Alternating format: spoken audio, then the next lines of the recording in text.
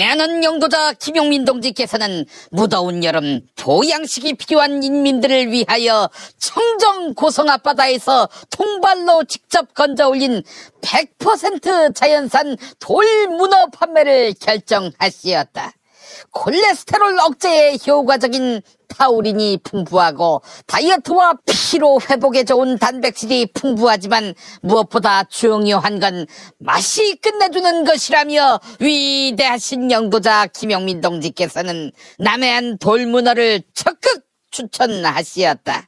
숙회로 먹어도 맛있고 버터에 구워도 맛있고 탕으로 끓여도 맛있는 신선한 자연산 돌문어를 저렴하게 구입하는 방법은 김용민.com.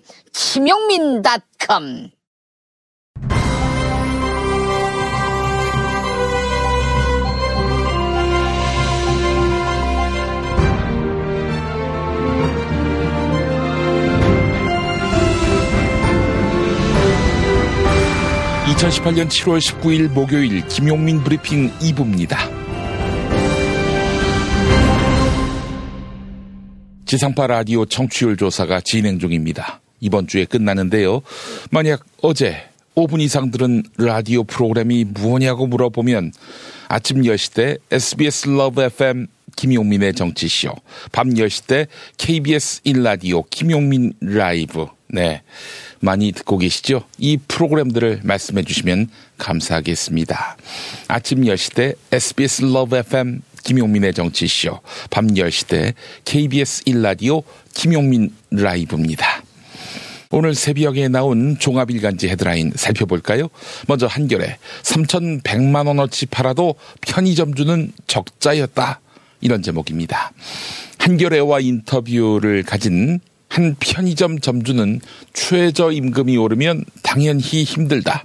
하지만 진짜 문제는 점주들이 아무리 발버둥 쳐도 돈을 벌 수 없는 편의점 프랜차이즈 산업의 수탈 구조다. 이렇게 꼬집었습니다. 본사가 상품 공급을 통해 막대한 유통마진을 남긴다는 것입니다.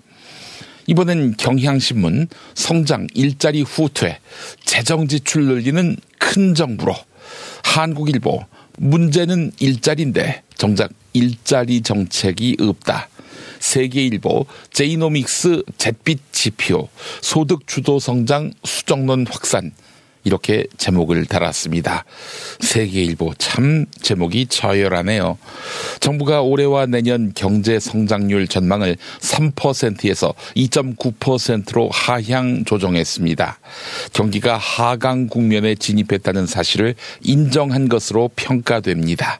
김동연 부총리 겸 기획재정부 장관의 브리핑 들어보시죠. 많은 분들이 경제 지표와 체감 경기의 차이에 대해 말씀하십니다. 국민 여러분께서 느끼는 체감 경기를 좀 더 실감나게 알아보기 위하여 전국 6개 도시 14개 지역의 시장과 자영업자를 대상으로 현장을 점검해 보았습니다. 전수 조사를 한 것은 아닙니다만 우리 경제의 외형적인 성장이나 거시경제 나름의 관리에도 불구하고 현장의 목소리는 매우 엄중하고 절박하다는 것을 다시 한번 확인했습니다. 1년 전에 비해 매출액이 줄고 상가 공실률은 높아지고 임대료가 상승했다는 분들이 제법 있었습니다. 인건비 절감을 위해 본인의 근무 시간을 늘리고 영업이익이 일정 수준 이하로 감소할 경우 폐업을 고려할 수밖에 없다는 자영업자 분들의 호소는 매우 안타까웠습니다. 앞으로의 경제 상황도 녹록치 않습니다. 성장세가 둔화될 수 있고 고용이나 소득 분배 부진도 단기간 내에 나아지지 않을 것으로 예상됩니다. 작년 3.1% 성장에 이어 금년에도 당초 3% 성장을 전망했습니다만 이번에 2.9%로 하향 조정합니다. 또한 정부는 신규 취업자 수 목표를 32만 명에서 18만 명으로 낮추었습니다. 이에 대한 대책으로 정부는 근로장려금의 지급 총액을 3배까지 올렸습니다. 다음은 동아일보 소득성장정책 1년 일자리 목표 반토막 조선일보 33조 쏟으면서도 일자리 목표 절반 낮추었다. 중앙일보 3% 성장 포기 또 10조 쏟아붓는다. 이런 제목입니다. 네, 이들 신문은 의도가 너무나 확연하기 때문에 스킵해야 마땅합니다마는 소개해드렸습니다. 조중동은 문재인 정부의 소득주도 성장 실험이 정부 출범 1년 2개월 만에 한계를 드러냈다. 이렇게 평가했는데요. 2년 동안 33조 원이 넘는 세금을 일자리 창출에 쏟아부으면서 일자리 증가 전망치는 절반으로 낮추었다. 이렇게 비판했습니다. 이번엔 국민일보 경기 떠받치기 땜질 지렛대 통할까. 마지막으로 서울신문 꽉 막힌 경제 정부도 성장률 2.9%로 낮춰. 이렇게 제목을 달았습니다. 정부는 3년 만에 승용차 개별 소비세를 내리고 3조 8천억 규모의 추가 경정 예산을 마련할 예정입니다. 전문가들은 정부가 단기적으로 쓸 수 있는 정책 수단을 모두 펼쳐 보였다. 이렇게 진단했는데요. 이에 더해서 정부는 내년 예산으로 올해 대비 7%가량 확대한 460조대 규모의 슈퍼 예산을 준비하고 있습니다. 오늘의 헤드라인 살펴보았습니다. 운전자를 위한 꿀팁 7,000원 운전자 보험 카페. 알고 계세요? 교통사고가 나면 형사합의금, 벌금, 변호사 비용 이거 자동차 보험에서는 보장 못해요. 운전자 상해까지도 책임져드리는 7,000원 운전자 보험 카페. 버스, 택시, 트럭 등 영업용 차량 운전자를 위한 12,500원 운전자 보험 카페도 있습니다. 실손, 부모님 건강, 자녀 보험도 안내해드립니다. 02849-9730 연중무휴라 언제든 02849-9730. 아이고 무릎이야. 주사도 맞고 무릎 보호대도 이것저것 써봤는데 효과가 없네. 무릎펜 몰라? 무릎펜? 무릎펜이라고 이번에 새로 나온 무릎 관절 보호대야. 우리 부모님도 무릎펜 사용하시고 운동하는 재미에 푹 빠지셨어. 어디서 살 수 있어? 네이버에서 무릎펜을 검색 후 쇼핑몰에서 구매하시고 상담은 010-2255-4489 최 과장을 찾아주세요.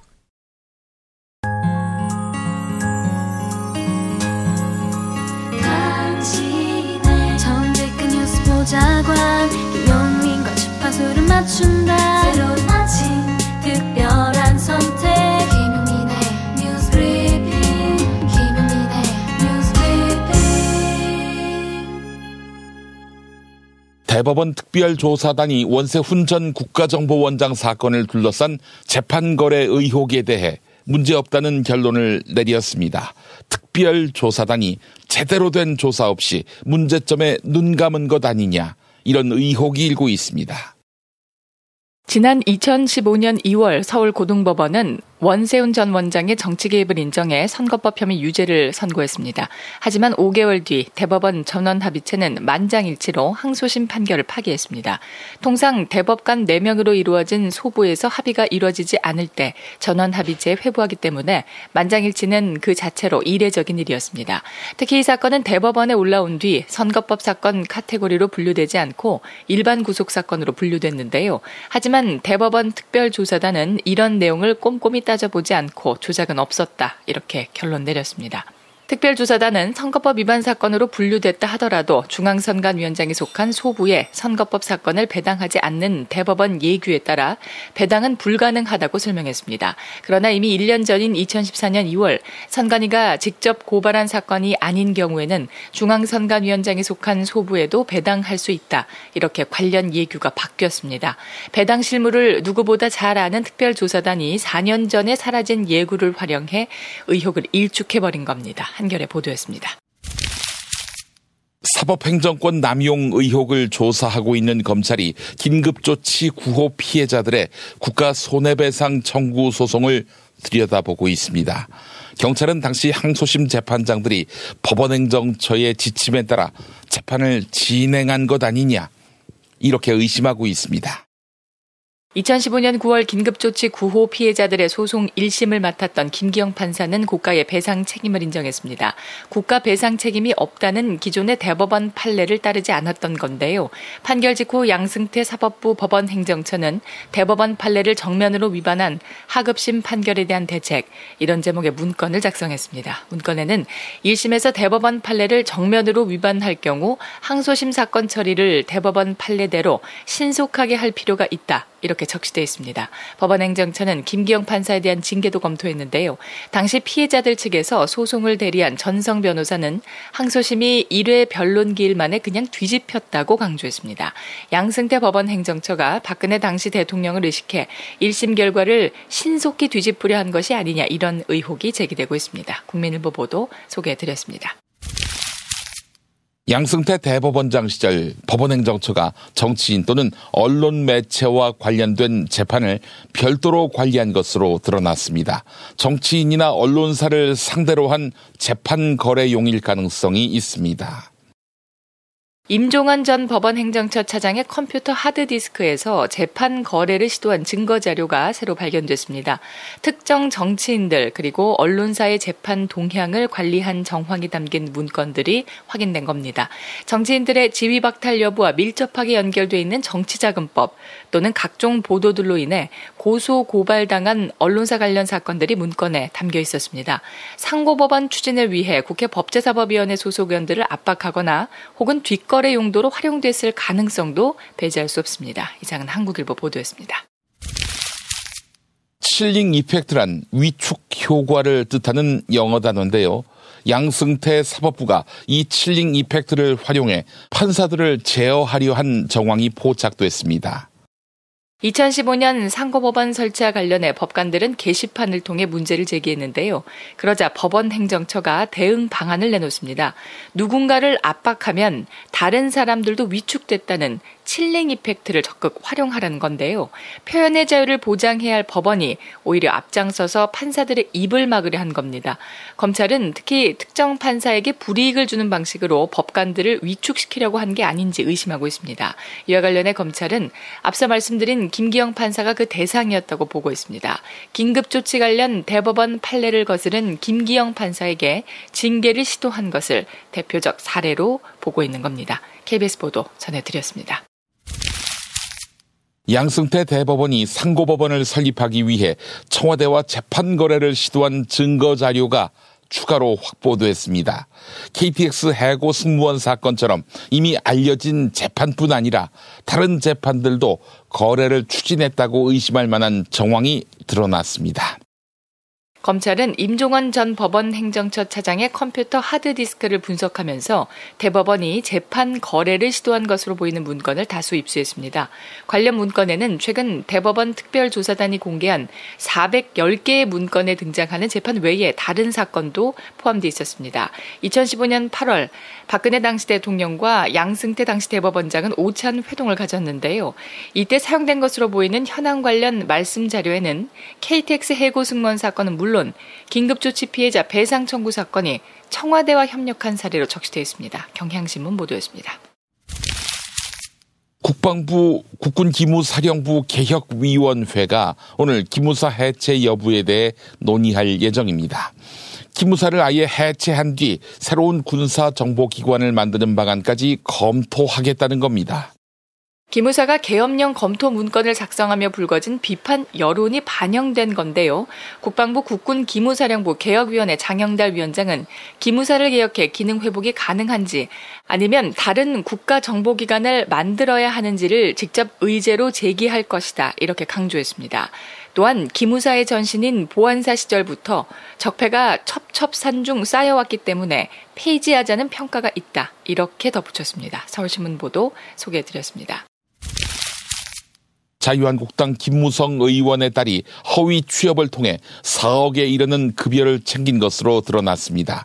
김무성 의원의 딸은 5년 반 동안 하루도 출근하지 않았다고 합니다. 김무성 의원의 딸은 자신의 시아버지가 소유진 부산의 한 조선 기자재 업체 NK에서 차장으로 있었습니다.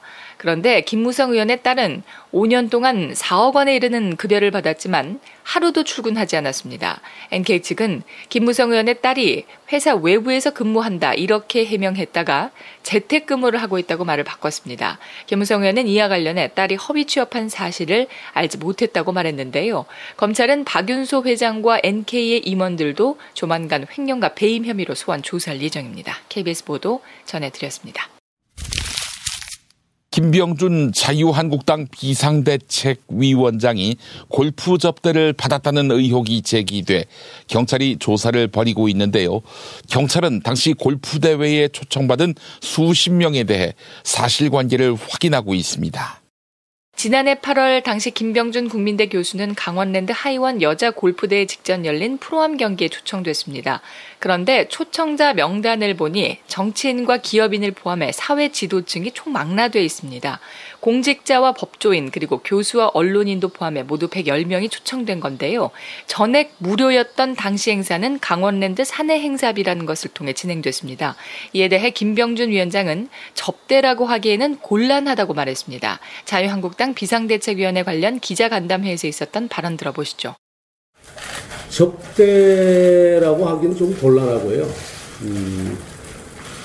말하자면 프로암 대회에 초대를 받았습니다. 여러분들 아시겠습니다만 우리가 LPGA든 KLPGA든 정식 시합을 하기 전에 프로암 대회가 있고 그 프로암 대회에 사회 각계각층의 여러분들을 초대하는 경우가 있는데 그 초대를 받아서 갔습니다. 초대를 받아서 갔는데 솔직히 그 비용이 얼마나 들었는지에 대해서는 제가 알 수가 없습니다. 그냥 상식선에서 프로암 대회 골프를 한번 하고 오는 정도인데 그 비용이 과연 김영란법 말하자면 청탁금지법이 규정하는 그 범위를 넘었느냐 안 넘었느냐는 제가 알 수가 없죠. 근데 어제 마침 제가 기사도 봤습니다만 당시에 그 대회를 주최했던 그 대표께서 그 범위를 넘지 않는 그 법의 범위를 넘지 않는 범위 안에 있다라고 이야기를 하셨는데 그것 또한 저는 모르죠. 그래서 한번 기다려 주십시오. 서로 의견이 다르니 어느 쪽이 더 옳은 것인지 결론이 나지 않겠습니다. 경찰은 필요할 경우 김병준 위원장은 물론 누구든 소환 조사할 수 있다는 입장입니다. 이상은 YTN 보도였습니다. 김용민 파일 2005년 2월 22일 양승태 대법관에 대한 인사청문회 자리. 당시에도 양승태 후보자는 상고법원 설치에 강력한 의지를 표명했으니 우리 현재 대법원의 기능하고 있는 것이 반드시 정책법원으로서의 기능보다는 이른바 상급심으로서 하급심에게 뭔가 잘잘못을 가려주는 이런 기능을 하고 있기 때문에 국민들은 지금 그 대법원을 최종적인 그 정책법원으로서 기대를 걸고 있고 새로운 어떤 판례 형성들 국민의 보다 인권을 향상시키고 국민의 생활을 보다 편하게 해줄 수 있는 이런 법 해석, 새로운 법 해석 이런 것들을 기대하고 있는데 네. 지금 말씀하신 부분들은 사건이 많고 그래서 제3심의 기능만 강조하시는 법관의 이런 입장만 생각하시는 거 아닙니까? 저희 대법원으로서도 그런 정책 기능을 수행하기를 진실로 바라고 있다고 생각을 합니다. 그러나 이렇게 2만 건이 넘는 그 사건이 밀려드는 상황에서 그러한 기능을 제대로 수행할 수 없다는 것을 제가 말씀드립니다. 그러니까 그런 부분들은 현실적인 고려 속에서 어떻게 대법원이 정책법원으로 태어나느냐라는 법관들의 고민과 자기 희생, 자기 봉사정신 이런 부분이 나타난다고 생각합니다. 네. 현실이 어렵다고 그래가지고 단순히 정책법원을 포기하고 선심 기능으로서만 선심으로서의 사건 처리에만 매달린다면 어떻게 제대로 된 국민의 요구를 받아내는 대법원이 되겠습니까? 그 부분을 시정하기 위해서 대법원에서도 상당한 노력을 해왔고 상고를 제한하는 것, 그다음 사법개혁위원회에서 이번에 고등법원의 상고부를 두는 제도, 이런 제도를 많이 고안하고 제안해 왔습니다. 그래서 그러한 방향으로 제도 개선이 이루어진다면은 저는 이 부분은 제도 개선의 문제가 아니라 우선 그 정책법원으로 나가야 된다고 생각합니다. 다만 현실적인 고려해서 그 부분을 어떻게 제도를 못하고 있는지 반성을 하고, 그래서 이런 정책법원으로 제도 나가기 위해서는 이런 제도 개선이 필요하다, 이렇게 나가야지, 지금 제도 개선이 안 됐기 때문에 정책법원을 못 가고 선진으로서 기능할 수밖에 없다라고 한다면은 대법원이 스스로의 여러 가지 정책법원에 대한 국민의 기대나 아니면 헌법적인 여러 가지 그 헌법이 규정하는 대법원의 기능, 이런 부분들을 포기하는 것이 아니냐 하는 생각입니다. 열린 우리당 소속 인권 변호사 출신 이원영 의원. 이 의원 요구 때문에 이행했던 것일까? 대법관을 거쳐 훗날 대법원장이 된 양승태의 사법부는 상고법원 설치를 위해 수단과 방법을 가리지 않았고, 양승태 사법부가 상고법원 설치를 위해 각종 공작을 벌인 정황이 속속 드러나고 있습니다. 사업 추진에 거슬리는 내부자는 징계하고 외부자는 견제하거나 설득하는 방안을 사용했습니다. 대표적인 것이 법원이 박근혜 정부에 대한 협조 사례로 꼽았던 긴급조치 관련 판결 사건입니다. 법원행정처는 대법원 판례를 뒤집는 판결을 한 판사에 대한 징계를 검토하고 항소심을 빨리 진행해 판결을 뒤집는 방안을 검토했는데, 2014년 12월 헌법재판소가 통합진보당 해산을 결정했습니다. 당시 민변은 통진당 변호인 역할을 맡아 해산에 반대하는 소송을 준비하려 했습니다. 그런데 헌재 결정 열흘 뒤 법원행정처 기획조정실은 문건을 하나 만들었습니다. 양승태 대법원장 수건 사업인 상고법원 설치에 반대한 민변을 어떻게 회유할지 그 전략을 담은 겁니다. 문건엔 민변 사법위원장을 회유한다는 내용이 담겼습니다. 특히 통진당 사건을 매개로 빅딜을 한다는 대목도 있는 것으로 전해졌습니다. 2015년 6월 법원 행정처가 작성한 상고법원 신문방송 홍보전략 문건, 종합편성방송과 지역지를 대상으로 한 홍보 전략이 담겨 있습니다. 종합편성방송에 출연하는 변호사 가운데 상고법원을 옹호하는 사람을 포섭 대상으로 검토한다는 내용입니다. 2014년 12월 19일 홍일표 당시 새누리당 의원이 대표 발의한 상고법원 설치를 위한 법률 개정안. 당시 국회의원 168명이 공동 발의자로 이름을 올렸습니다. 개정안은 상고법원 설치를 두고 계속된 논쟁 끝에 결국 19대 국회 회기안에 통과되지 못했습니다. 하지만 이 법안의 공동 발의 과정에 법원행정처의 조직적 개입이 있었던 것으로 전해졌습니다. 골반 잡자 바로 잡자 바디로직, 허리 통증 바로 잡자 바디로직, 몸매 교정 바로 잡자 바디로직, 자세가 좋아지는 골반 교정 타이즈 바디로직, 검색창에 골반 교정 바디로직. 삐딱한 남성 골반 허리에도 역시 바디로직입니다. 바디로직의 효과를 못 느끼셨다면 100% 환불해드립니다. 자세한 환불 조건은 홈페이지를 참조하세요.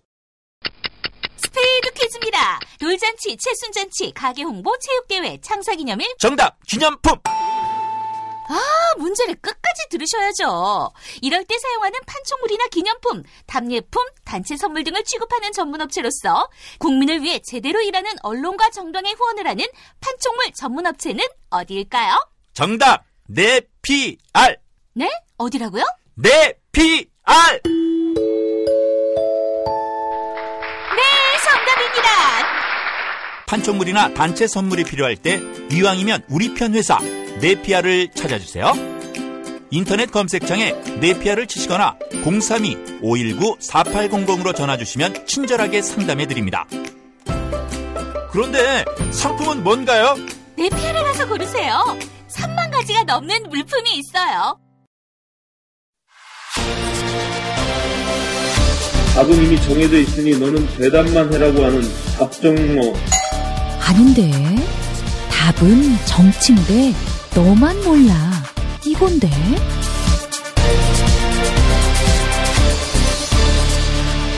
국민보좌관 김성회의 답정너.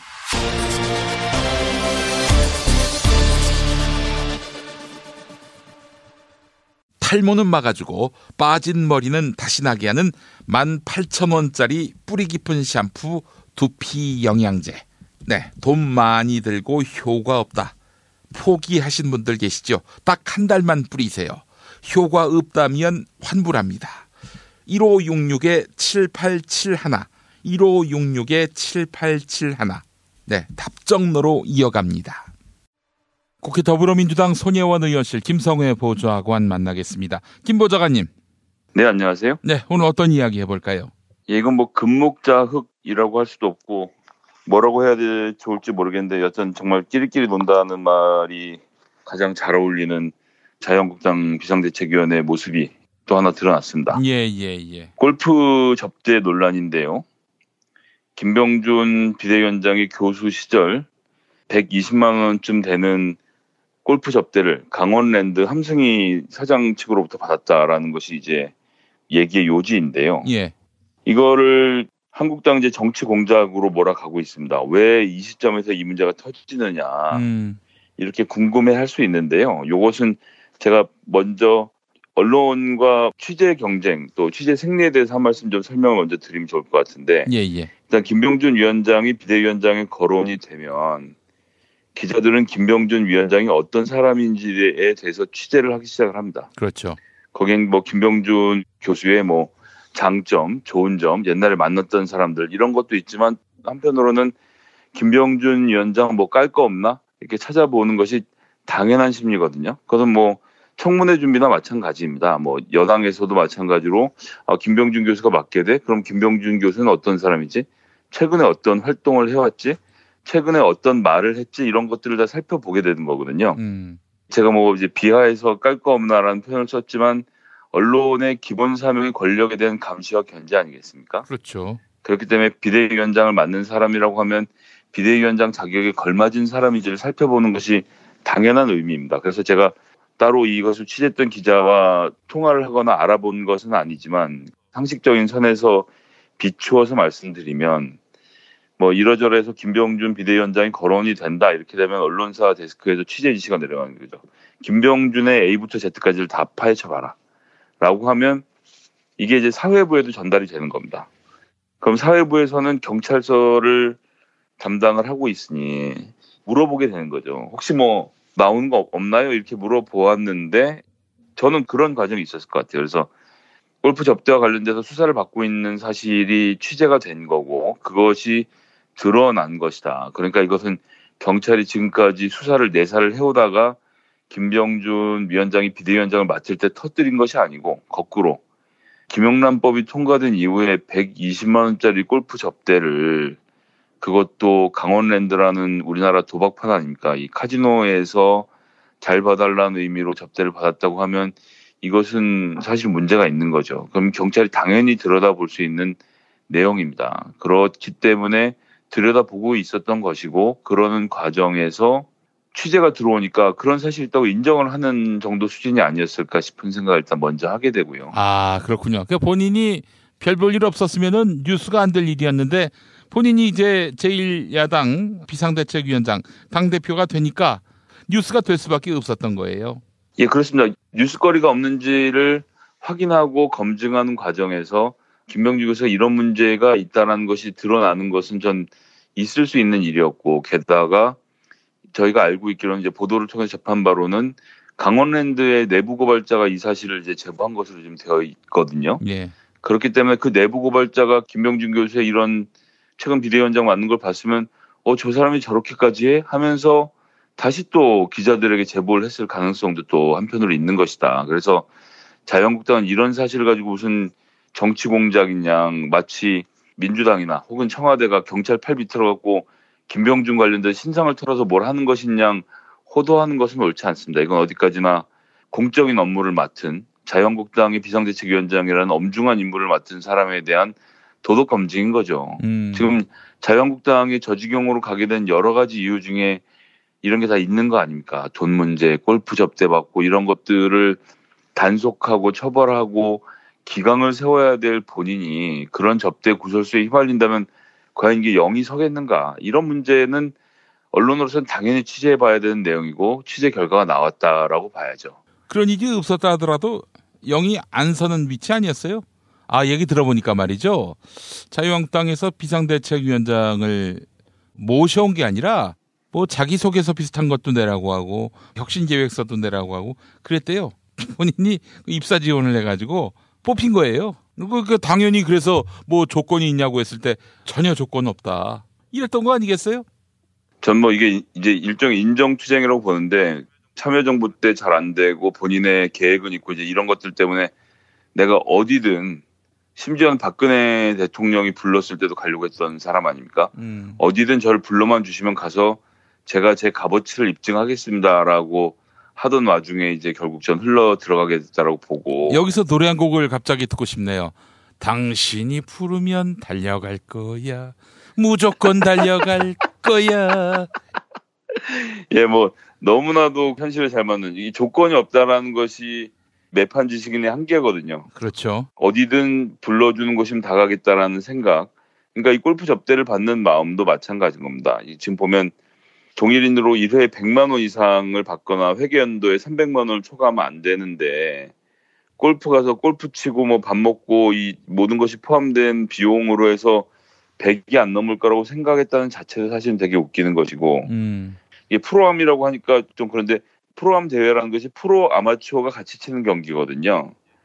그런데 옛날에 뭐 기억들 하시겠습니다만 타이거 우즈 이런 사람들은 골프 18홀 한 번 돌고 나면 그걸로 자원봉사 때 경매가 5, 6억씩 떨어지는 사람이었고요. 멀리 갈 것도 없이 조은영 국수 같은 분들 지금 뭐 의원하고 계시지만 이런 분들 한 번 지도대국 하는데 비용이 정말 어마어마하거든요. 뭐 100만 원 무조건 넘는 겁니다. 뭐 이제 몇 천만 원씩 하고 이런 얘기가 나올 정도였는데 뭐 그렇게 유명한 사람이 아니다라고 하더라도 프로 골프와 함께 한 경기 치는 것은 사실은 1, 20만 원짜리 가치라고 매길 수 없는 것이죠. 보통 기업체 사장들이나 이런 사람들이 스폰서를 할 때 소위 자기가 어떤 사람을 기분 좋게 만들려고 할 때 프로 골퍼 본인 그리고 두 사람이 초청을 해서 네 사람이 같이 골프를 치면서 프로 골퍼랑 같이 경기도 하고 이렇게 하면서 분위기를 좋게 만드는 것. 이것이 바로 골프 접대의 어떤 제일 높은 지점이죠. 좀 좋은 골프장에 가서 골프를 치는 게 하수이고 좋은 골프장에 가서 프로 골프를 옆에다 끼고 치는 게 진짜 상수거든요. 그런 접대를 한번 받고 나면 기분이 얼마나 좋겠습니까?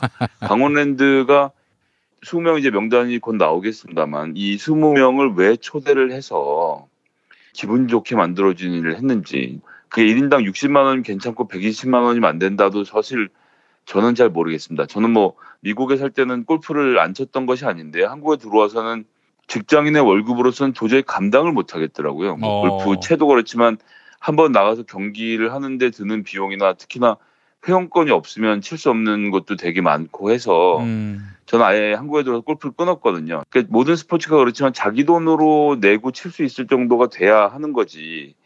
누군가 내 돈을 내주길 바라면서 있으면 그 뭐 접대만 받으려고 하는 양아치나 다름없는 거 아니겠습니까? 그렇죠. 형편에 되는 걸 해야죠. 미국은 대략 골프 비용이 얼마나 됩니까? 저희 집 앞에 있는 아주 조그만 9홀짜리 골프장 이런 거는 아침에 가면 6불, 9불 이 정도 했습니다. 9홀을 도는데. 그리고 퍼블릭 경기장 가면 한 30불, 그러니까 3만 원 정도를 내면 18홀을 돌았기 때문에 뭐 그거는 당구를 치는 것보다 사실 싸게 들었거든요. 그래서 그때는 뭐 부담 없이 쳤었는데 예. 한국은 그렇게 안 돼서 골프를 끊었는데 이런 분들은 이게 뭐 이렇게 60만 원짜리로 좀 비슷하다고 생각하는데 무슨 생각으로 이렇게 접대 골프를 받고 다니는 건지 이런 것이 너무 당연하다라고 하면서 한번 좀 내용을 들여다봐야 되겠다라고 말하는 김병준 교수, 전 뭐 김병준 교수 개인에 대한 비판을 하기보다는 이러한 문화, 김영란법이 이래서 필요한 거구나. 모든 사람들이 돈 100만 원 주는 골프를 남이 접대해서 치는 것에 대해서 큰 문제의식을 안 가지고 있었던 것 아닙니까? 소위 말하는 공직자와 사회 지도층이라는 사람들이. 그렇죠. 예. 그런 인식의 단면이 드러났기 때문에 전 이 점에 대해서 뭐 꼬투리를 잡자는 것이 아니고요. 이것이 지금 우리나라 위선적 지식인들의 어떤 민낯을 보여주는 하나의 장면이라고 생각하고 우리 국민들께서 한번 좀 지켜봐 주셨으면 좋겠다는 말씀을 일단 먼저 드리고 싶습니다. 네, 일단 이렇게 경찰이 혐의점을 잡고 수사를 했는데 본인은 몰랐다는 거 아니에요? 그 비용 들어간 게 얼마인지. 그러니까 더 큰 문제라는 거죠. 그런 데까지 가서 그 좋은 골프장에서 프로골퍼랑 골프를 치는데 얼마가 드는지를 따지지 않고 프로골퍼와 함께 치면서 얼마나 즐거운 시간을 보냈겠습니까? 거기에는 분명히 그 회사의 간부도 끼어있지 않았을까 싶은 생각이 들고요. 뭐 하여튼 같이 친 사람들에 대한 이야기는 앞으로 더 나오겠지만 여하튼 왜 그런 데 가서 그런 접대를 받는 것을 당연하게 생각들 하는지 저는 이 점에 대해서 좀 한번 들여다봐야 되는 것이 아닌가라는 말씀을 드리고 싶습니다. 예, 알겠습니다. 자, 다음 이야기는요? 예, 거기에 이어서 이제 김병준 위원장이 여의도연구원 원장 교체를 선언을 했죠. 예. 예, 어제 기자회견 하면서 이제 간담회를 통해서 김대식 원장에게 말하기를 당사자에게 결례가 될 수 있지만 교체할 생각이라고 이야기를 했습니다. 저는 일단 1순위로 꼽을 수 있는 것은 사회디자인연구소의 김대호 소장이 올 것이다 싶은 생각을 하게 되고요. 아니, 그 사람 민주당 총선 후보로 나섰던 사람 아닙니까? 그렇습니다. 뭐 지금은 문재인 정부의 패망을 위해서 뭐 저주에 가까운 언사들을 뿜어내시는 분인데, 아니, 그 인간이 말이죠. 한 10년 조금 못 됐을 거예요. 김대호 씨하고 제가 같이 불려가려고 했나? 하여튼 뭐 어디서 초청이 왔는데 김대호 씨가 저에 대해서 수준이 낮은 사람이라서 같이 있기가 뭐 싫다고 했다나 뭐래나. 제가 그걸 봤어요, 그 글을. 야, 그래놓고 넌 수준이 얼마나 높나 보자 했는데 아유, 수준이 그 정도였네요. 예, 친기업적인 자유주의적인 활동, 특히나 386 노조 이런 것에 대한 비판을 강하게 하면서 보수 언론에다가 글도 쓰고. 예, 그렇습니다. 정치 혐오를 기본으로 한 경제 정책에 대해서 많은 발표를 하는 분인데, 저는 하여튼 이 점은 좀 조심해야 될 거라고 생각합니다. 싱크탱크를 정비한다는 것, 이게 사실은 당마다 있는 연구소가 국가에서 예산을 받아서 집행을 하고 운영을 하는데, 여의도 연구소는 정말 잘 해왔거든요. 지금까지 내부에서 여의도 연구소 직원을 별도로 공채를 해서 뽑고 승진하고 이런 과정을 통해서 조직을 잘 다듬어왔고, 어느 곳보다 총선이나 지방자치선거에서 여론조사로 잘 맞추기로 유명했던 곳인데, 그러한 조직이 최근엔 좀 활동이 뜸했었지만 소장을 새로 들이고 뭔가 의미 있는 결과물들을 내올 가능성이 저는 있다고 봅니다. 김대호 소장의 태도나 행태, 그리고 지금 갖고 있는 친재벌적인 성향, 그다음에 민주당은 무조건 싫어, 문재인은 무조건 싫어라는 것은 되게 볼썽사납지만 어쨌거나 중요한 것은 민주당 지지자들한테 잘 보이는 게 아니지 않습니까? 이것은 정치를 혐오하거나 혹은 이제 중도에 있는, 즉 민주당도 별로고 자유한국당도 별로였는데 최근엔 자유한국당이 너무 별로라서 민주당에 붙어있는 사람들, 이 사람들에게 새로운 정치 혐오를 불러일으켜서 자유한국당으로 당겨오는 역할, 즉 최근에 안철수 의원이 했던 역할을 하는 역할을 전 하게 될 것이라고 보고, 그런 점에서 놓고 봤을 때 김병준, 김대호 이렇게 해서 경제 문제와 관련돼서 문재인 정부를 공격하기 시작하면 제가 다시 한번 말씀드립니다만 민주당 지지자들에게는 아무런 영향력이 없겠지만 중도에 있는 정치 혐오, 중도 세력에게는 저는 소구력이 있을 수 있다라고 생각하기 때문에 좀 긴장하고 지켜봐야 한다고 생각합니다. 아, 그러네요. 보니까 김대호 씨 블로그와 보니까 김병준 특강 뭐 이런 걸로 해가지고 글을 올린 것도 있네요. 원래 사회디자인연구소 자체가 김병준 비대위원장이 나와서 같이 설계해서 만들어서 실질적인 소유주라고 봐야 합니다. 그래요. 오랜 기간 동안 호흡을 맞춰온 두 사람이기 때문에 저는 이번 원장 교체는 아무래도 김대호 소장에게 힘을 실어주려는 것이 아닌가라는 생각을 하고, 주장의 옳고 그름을 떠나서 재벌을 비호하고 이 운동권들을 공격하는 형태로 해서 여기 경제 얘기를 섞으면 중도층들이 귀를 열 가능성이 있다라는 점, 이것을 제가 좀 긴장해서 봐야 될 것 같고요.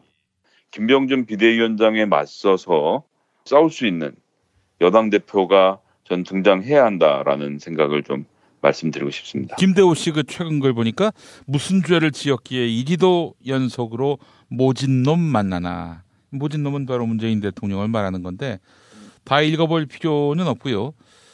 문재인은 41% 지지에 40% 초반대의 의석을 가지고도 국회가 과잉 위임한 행정부 권한을 가지고 정말 몰상식 모렴치하게 권력을 휘두른다. 네, 이런 인간이 왜 민주당 후보로 나왔는지 참 의문이네요. 당선이 되고 싶었던 거죠, 뭐.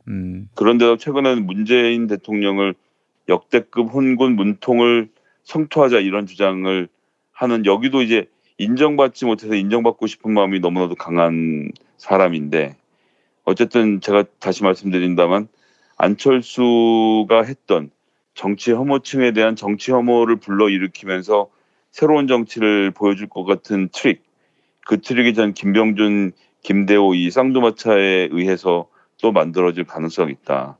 이 점에 대해서 우리가 대비하고 준비하지 않으면 안 된다라는 점을 다시 한번 말씀드리겠습니다. 아이고 참 인정 욕구가 여러 사람 망가뜨리네요. 예, 알겠습니다. 자, 김성애 보좌관님 오늘 말씀 잘 들었습니다. 네, 감사합니다. 탈모인가 예비 탈모 여러분, 저희 제품 꼭 쓰세요. 그 고통을 알기에 최대한 싸게 팝니다. 이제 탈모약 써도 괜찮다고요? 같이 쓰면 부작용 없이 2배 효과입니다. 이미 모발 이식했다고요? 그럼 더 싸게 오래 유지해야죠. 아직 젊고 두피도 반짝거리지 않는다면 100% 뿌리 깊은 샴푸 두피 영양제 1566-7871. 허위 매물에서 우리의 가족과 이웃을 지키는 더불어 중고차.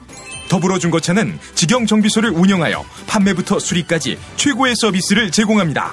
카카오톡 검색창에 더불어 중고차를 검색하시거나 1661-3363으로 전화주세요. 노력한 만큼 내어주는 자연. 그 자연의 마음을 알기에 정성농장 홍삼. 검색창에서 정성농장 홍삼을 검색해주세요. 010-9754-6972. 다이어트를 위한 꿀팁. 동결건조 채소와 곡물, 단백질, 그리고 효소와 비타민, 미네랄로 만든 다이어트 전용 그린 스무디로 하루 한두 끼만 바꿔 드세요. 비타샵에서 만나요.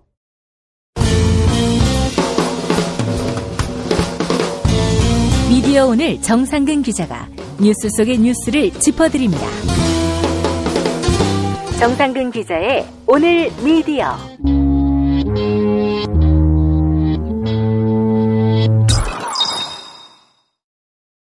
무릎이 아파올 때 참으면 더 큰 치료를 받아야 합니다. 혹시나 무릎이 시리거나 아프시다면 최과장을 찾아주시면 특별한 가격에 모시겠습니다. 010-2255-4489, 010-2255-4489번입니다. 무릎펜 역시 무릎펜. 네, 이제 오늘 미디어로 이어갑니다. 정상근 기자 나와 있습니다. 어서 오십시오. 네, 안녕하십니까. 예. 자, 오늘 어떤 이야기부터 해볼까요? 네, 먼저 한국경제 간부의 성차별 발언에 대해서 말씀을 드리겠습니다. 네. 이게 정치쇼에서는 월요일에 말말말 코너로 소개가 됐더라고요. 네. 근데 브리핑에서는 별도로 소개해드린 바가 없기도 하고 또 이와 관련해서 한국경제의 징계 결과가 나와서 내용을 좀 덧붙여서 소개를 해드리도록 하겠습니다. 무슨 말이 있었는지 다시 한번 설명해 주시겠어요? 네네. 이게 지난주 말경에 미디어 비평지들에서 나온 보도인데요. 한국경제신문의 한 간부, 부장급이더라고요. 예. 이 부장이 이 자신의 부서 기자들에게 성차별적 발언을 쏟아냈고 이것이 논란이 되고 있다라는 보도였어요. 해당 간부가 이런 발언을 한 것이 사실이라면 그 수위가 제가 보기에는 많이 좀 저질입니다. 그래서 요거를 좀 말씀드리면 발단이 지난 11일에 이 해당 부장이 맘카페 갑질 기사를 발제한 기자한테 전화를 걸어서 이런 부적절한 발언을 하면서 시작이 됐어요. 그때 이 사람이 한 얘기가 아무리 잘 교육받고 고상한 일을 하는 이들도 맘이 되면, 그러니까 엄마가 되면 다 벌레가 된다. 너도 맘충 같은 행동 안 할 거라고 장담하지만 결혼해서 애 낳으면 아무리 많이 배웠어도 여자들은 다 그렇게 되는 묘한 게 있다. 네, 이렇게 얘기를 했습니다. 공개될 거라고 생각하지 않고 발언한 거겠죠? 네, 공개될 거라고 생각하지 않고 발언을 했을 텐데 이게 공개가 안 된다고 해도 일단은 여성 기자한테 이런 말을 했다는 거, 그리고 맘카페 관련 기사를 발제를 해서 그 기사를 쓰고 있는데 이런 류의 말로 이제 영향을 줄 수 있는 그런 점에서 봤을 때 좀 이 발언의 수위가 문제가 되는 것 같다라는 생각이 좀 들더라고요. 예. 여자는 무조건 이럴 것이다. 이런 정근대적 사고방식을 갖고 있는 것에 모자라서 그냥 그거를 표출을 해버린 건데 이 상당한 성차별 인식을 지니고 있다는 것이 이 말을 통해서 확 드러나기도 하죠. 그래서 이에 대해서 12일 한국여기자협회 한경지부, 그리고 한국기자협회 한경지회, 그리고 한경 바른언론실천위원회, 이런 조직들이 성명을 냈고 이 성명이 이제 보도가 되면서 알려진 겁니다. 그리고 이 성명 내용을 보면 이 간부가 성차별적 발언을 했던 것이 이번이 처음이 아니다라는 의혹도 나오고 있어요. 지난해 5월에 부서회의가 있었는데 이 부장이 어떤 기자가 카풀앱 이용자를 노리는 성범죄가 있다. 그러니까 출퇴근할 때 혼자 타는 차량이 많지 않습니까? 그래서 거기를 이제 차를 공유하면서 같이 출근하는 건데 그런 이용자를 노리는 성범죄가 있다라는 기사를 발제를 한 것 같아요. 근데 이런 보고를 받고 여자애들이 겁도 없이 남의 차를 타고 다닌다. 네, 이렇게 얘기를 했습니다. 그 성범죄를 하면은 그 저지른 사람이 문제인 건데, 그렇죠. 네, 마치 당하는 사람도 문제를 일으키는 행동을 한 것처럼 이렇게 얘기를 한 거죠. 예. 그리고 지난 6월에 그 여성 차별에 반대하는 이 해화역 시위 관련해서 여기서 뭐 극단적 문구가 좀 있지 않았습니까? 뭐 그렇게 뭐 좋은 문구는 아니었는데 여기에 대해서 뭐 그동안 여자들을 봐준 줄 모르고 자기들 위치가 어딘지 기사를 써서 똑바로 알려줘 이렇게 지시했다라고 합니다. 아이고 참. 그리고 뭐 검찰 내부의 미투 운동을 다룬 환경 기사가 있었는데 이 기사에 조직 내 여성 비율이 30%를 넘어가면 문제가 생긴다라는 내용이 기사 안에 들어갔나 봐요. 좀 황당한 얘기인데 예. 이건 역시 이 부장과 무관하지 않은 일이다라고 합니다. 그래서 이 한국경제 기자들은 성명을 통해서 이 부장의 공개 사과 그리고 회사의 중징계와 재발 방지 대책을 요구를 했어요. 그러니까 회사의 동료이자 편집국 상당수에 해당하는 여성 기자 전체에게 이건 모욕감을 안겨주는 발언이자 예. 이 언론인의 기본 자질을 의심케 하는 발언이다라는 것이죠. 예. 더욱이 이런 인식을 가지고 있는 사람이 이 데스크에 앉아서 자신의 인식을 후배들에게 강요하는 것은 이거는 지면을 사유하는 거 아니냐. 이 굉장히 그릇된 인식이기 때문에 이거는 좀 문제다. 뭐 이런 비판을 하기도 했습니다. 그리고 한경 기자들이 뭐 건전하게 비판하려고 한 것도 이 부장의 지시로 혐오를 조장하는 형태로 바뀌어 왔다라고 주장을 했어요. 그리고 팩트가 맞지도 않는데 이게 데스크 시각에 맞춰서 기사를 만들어내는 일도 비일비재하다. 이렇게 불만을 터뜨렸습니다. 그런 기사가 비단 한경에서 여성 문제뿐일까라는 생각이 들긴 하지만 그렇죠. 네. 예. 어쨌든 그런 일이 있었고요. 이 해당 부장은 이 기자들의 성명에서 나온 발언들이 사실관계와 많이 다르다 이렇게 반박을 했습니다만 과연 무슨 사실관계가 다른지 이 부분에 대해서는 얘기를 하지 않았다라고 하고요. 사실관계가 다르지 않다는 얘기예요. 그 네네. 그러니까 어떤 게 달랐다. 난 그런 얘기를 하지 않았다라고 얘기를 했으면 모르겠는데 뭐 사실관계와 많이 다르다라고 하는 것은 그러니까 아예 부인하는 것과는 좀 뉘앙스가 차이가 있는 것 같아요. 니들이 이걸 심각하게 받아들이고 있는데 그런 뭐 심각한 내용 아니다. 반은 농담이었다. 이런 얘기 하고 싶은 거예요. 한마디로. 그 여자가 애를 낳으면 맘충이 된다는 게 반은 농담인지 그 잘 인간의 모르겠지만. 수준이지 뭐 어떡하겠어. 그렇죠. 어떡하겠어라는 말이 해도 괜찮다 뭐 용납할 수 있는 말이야. 이런 얘기는 전혀 아니지만 네. 아니, 수준이 그렇다는 거예요. 한마디로. 그렇습니다.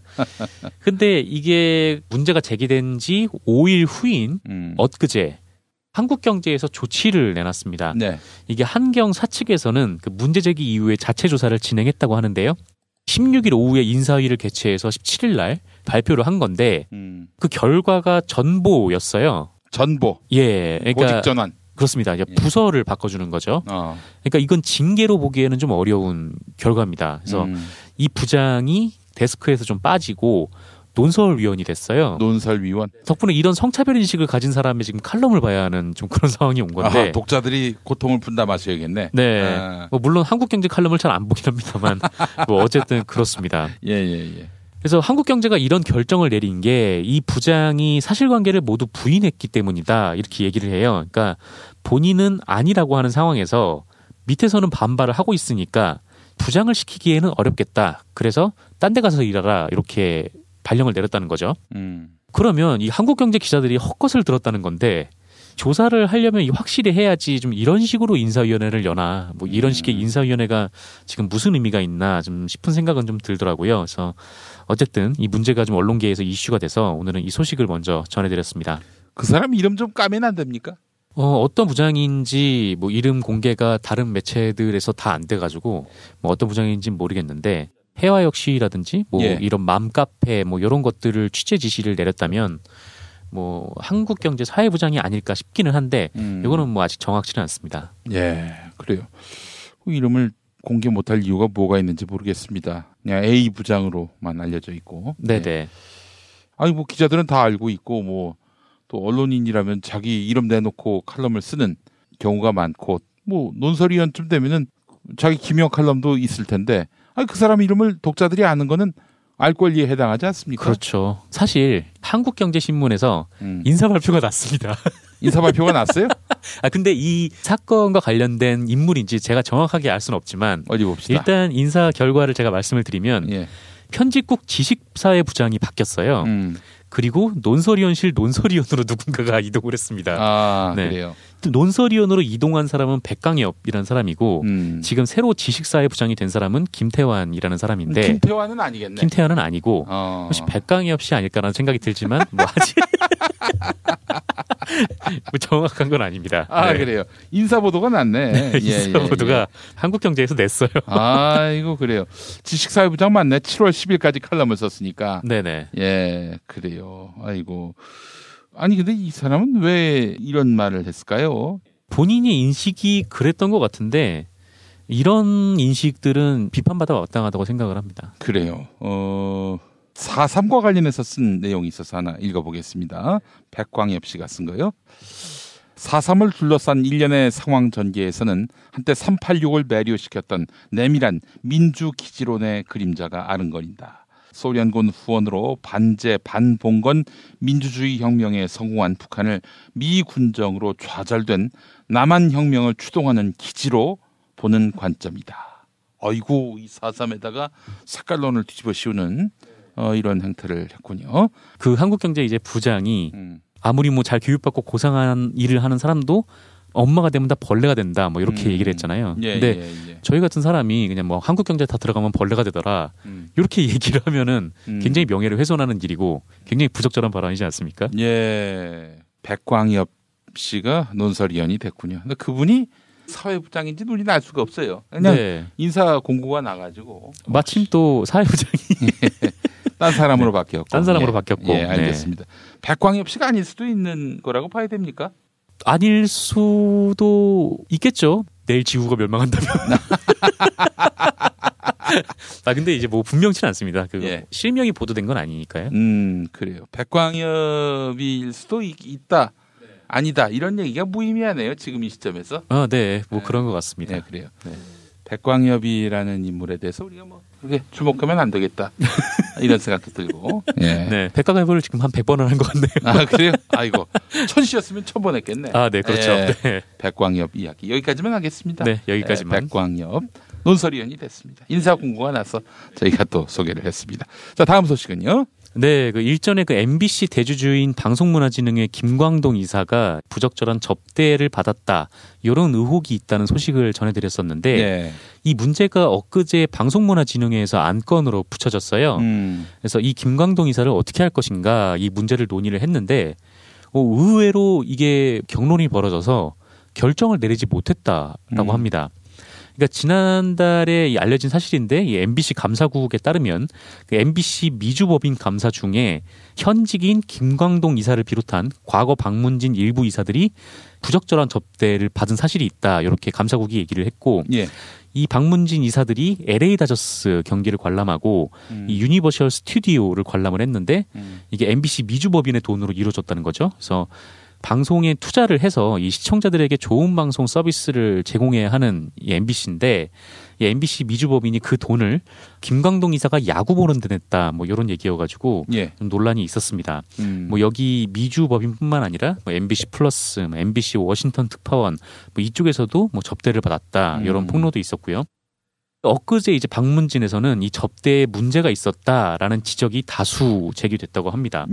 최강욱 이사 같은 경우에는 아니 나도 유럽으로 해외 출장을 갔는데 수행해 준 사람도 없고 업무 후 술을 먹는다거나 밥을 먹은 적도 없다. 뭐 이렇게 얘기를 했고 그리고 또 뇌물을 주고받고 이걸 업무 추진비로 처리를 하면 그게 뇌물이 아니냐. 뭐 골프 치고 술 마시는 거 전부 뇌물이다. 이렇게 비판을 했습니다. 그래요. 네. 이 유기철 이사도 김광동 이사가 한 번도 빠짐없이 이런 곳을 쫓아다니니까 이게 문제가 된 거 아니냐. 뭐 이렇게 비판을 했고요. 이완기 이사도 뭐 만찬, 골프, 관광, 식사, 선물, 출장 일정이 이런 것들로 가득 차 있는데 이런 걸 하는 게 방문진 이사의 역할이냐 이렇게 비판을 했습니다. 물론 이에 대해서 이 김광동 이사는 매년 참석하는 행사였고 또 복수의 직원들과 함께 움직인 건데 나 자신에게 개인에게 접대를 한 것처럼 보고서가 만들어졌다. 뭐 이거는 명예훼손에 해당하는 부적절한 감사 보고서다 이렇게 반발을 했는데 그럼에도 이 다수 이사들은 이게 분명히 문제다라고 지적을 했습니다. 접대는 받은 거 맞잖아요. 네, 받은 게 맞는 거죠. 그런데 부적절한 접대나 향응을 받았다면 이게 공영방송 이사의 자격이 없는 거잖아요. 그러니까 공영방송의 자금으로 자기 놀이를 즐긴 거니까 요거는 이제 파면당해야 마땅한 뭐 그런 일인데. 그렇죠. 그런데 이 정작 박문진은 다수 이사들이 이 행위에 문제가 있다라는 점을 지적을 해놓고 해임 건의안을 의결하지 못했어요. 예. 그러니까 박문진은 뭐 이사들이 뭐 이사를 해임할 권한이 없기 때문에 공영방송 이사 임명권을 가진 방송통신위원회에 해당 이사의 해임을 건의해야 되는데 이 건의안을 의결을 못한 겁니다. 그래서 아니 뭐 그냥 해임하면 되지 뭐 이렇게 좌고우면하냐 뭐 이렇게 생각이 될 수도 있는데 해임 건의안에 대해서 좀 조심스러워하는 쪽도 좀 입장이 좀 이해가 가는 면도 한편으로는 있어요. 뭐냐면은 지금 박문진의 구조가 정부 여당이 6이고 야당이 3 이렇게 해가지고 9명으로 구성이 돼 있는데 그래서 이 지난 정부에서 계속 편향성 시비가 붙고 소수 이사들을 계속적으로 이제 괴롭히고 뭐 탄압하고 그랬던 일이 있었잖아요. 근데 만약에 이사들이 다른 이사들을 해임할 수 있는 그런 선례가 좀 만들어지면 뭐 그런 일은 없겠지만 자유한국당이 또 집권을 해서 박문진의 6명의 이사들을 내려보낼 경우 이게 한 번 있었던 일이니까 계속 이걸로 박문진을 공정시키고 공정방송을 감시하는 이사들을 괴롭히면서 막 해임 건의를 하고 계속 이렇게 할 가능성도 있다라는 거죠. 그리고 또 하나는 이 어차피 박문진 이사들의 임기가 곧 끝난다는 데 있습니다. 지금 새로운 이사를 모으고 있잖아요. 그래서 얼마 안 남았기 때문에 이게 해임하는 게 실효성이 없는데 굳이 이런 수를 둘 필요가 있겠나 그런 얘기인 것 같아요. 근데 뭐 그런 입장도 이해가 가긴 하는데 그럼에도 불구하고 저는 이거는 해임 건의안을 제출해야 된다라고 좀 생각이 들더라고요. 일단 이런 일에 대해서 일벌백계를 해야 뭐 두 번 다시 피감기관으로부터 향응을 받는 문화가 근절이 되지 않겠습니까? 그리고 또 이런 전례를 그들이 이용하지 못하게 공영방송 이사 선임 구조도 그 사이에 좀 완전히 좀 바꿔야 되지 않을까라는 생각이 들고 그러니까 지금 이제 민주진보 진영이 정권을 잡고 있을 때 공영방송 이사 선임을 시민들의 의지가 반영될 수 있도록 이렇게 구성을 바꾸는 게 오히려 더 맞다라고 생각이 들어서 굳이 이렇게 수세적으로 할 필요는 없다라고 생각이 좀 들고 뭐 임기가 비록 며칠 안 남았지만 뭐 그게 크게 중요한 것 같지는 않아서 좀 이런 부적격 이사들을 발본색원에서 처벌을 해야 다시는 이런 부적격 이사들이 박문진에 발을 붙이지 못하지 않을까 좀 그런 생각이 듭니다. 알겠습니다. 정상근 기자였습니다. 수고하셨습니다. 네, 감사합니다.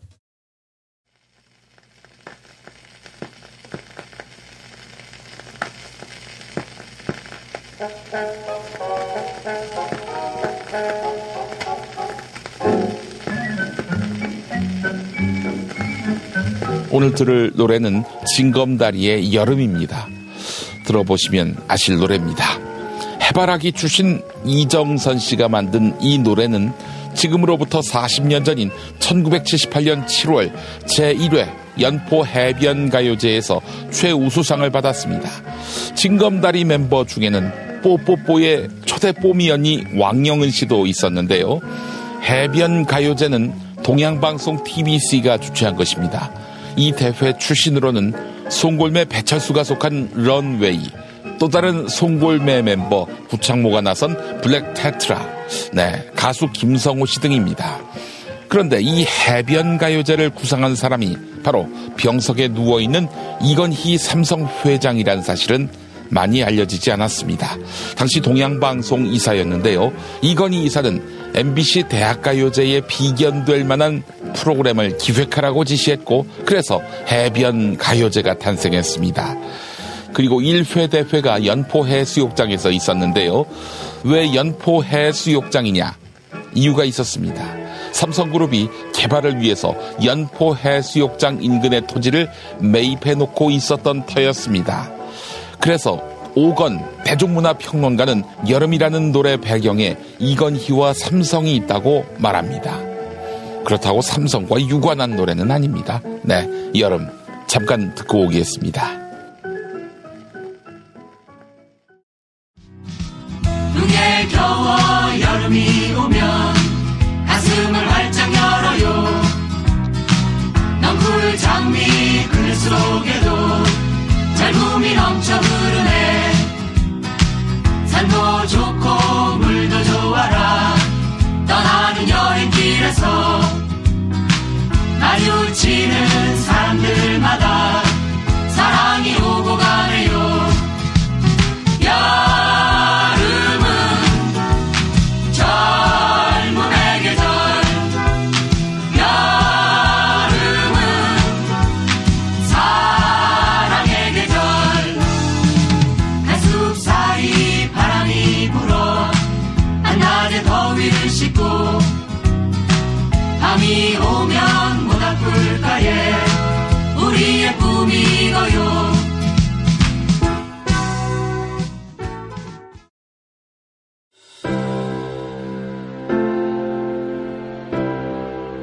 이전에 상상할 수도 없었던 새로운 국면이 조선 대지의 지축을 움직이고 있습니다. 이 민족의 역사가 제 궤도에 올라서서 달리게 시작한다고 하는 느낌이군요. 문익환이 가르쳤고 도울이 배웠던 학교, 한신대학교 신학대학원. 꿈을 현실로 살아간 선구자를 양성하는 한신신학은 촛불혁명과 한반도 종전선언 이후의 세상을 준비하고 있습니다. 한신신학을 통해 세계의 신학을 깊이 연구하고 더 나아가 시대의 예언자의 길을 걷고자 하는 모든 분들을 환영합니다. 이 새 시대는 문익환 씨의 힘으로 열리는 것이 아니라 바로 여기 모인 여러분들의 힘으로 열리는 거예요. 한신대학교 신학대학원 홈페이지나 02-2125-0108로 문의하실 수 있습니다.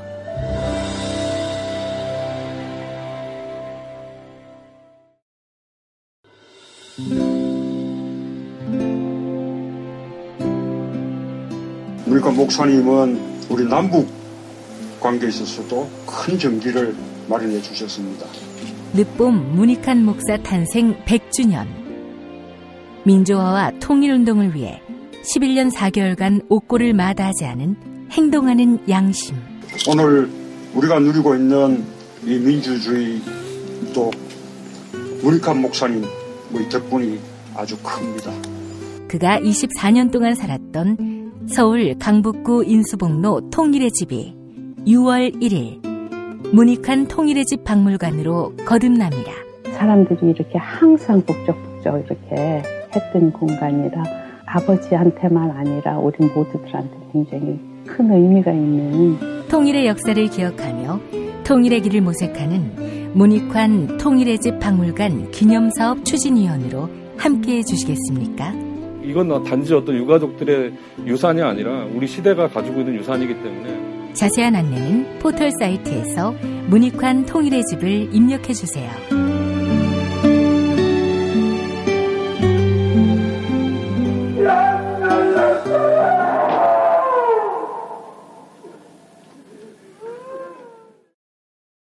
탄핵 때문에 뭐 이야기를 전달을 하려고 해도 길을 막고 듣질 않아요.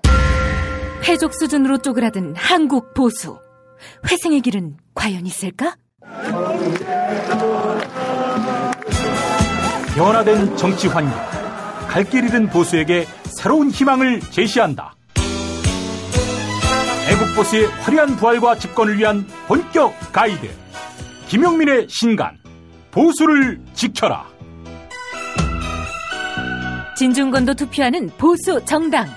광주에서도 일당이 될 수 있는 보수 정당. 젊은이들의 입당이 줄을 잇는 보수 정당. 언제까지 민주당 정의당을 부러워만 할 것인가? 부러우면 진다니까? 자유한국당 당원 김용민이 쓴 보수를 지켜라. 이김에서 나왔습니다. 김용민닷컴 자유 게시판에 올라온 사연 일부 소개합니다. 제용 먼저 승태 먼저님, 편의점 점주들이 을대 을이 아닌 을대 갑의 싸움으로 태세 전환을 했네요. 을이 사람답게 살 수 있는 사회를 만들기 위해 투쟁한다면 편의점 점주들 지지하겠습니다. 라고 하셨고요. 삐리삐님, 최저시급이 많다는 야당 주장을 들으니 혈압이 오르네요. 야당과 기득권층이 단합해서 미친 소리를 하고 있어요. 라고 해주셨습니다. 네, 두 분 감사합니다. 김용민 브리핑 오늘 순서 모두 마치겠습니다. 애청해주신 여러분 감사합니다.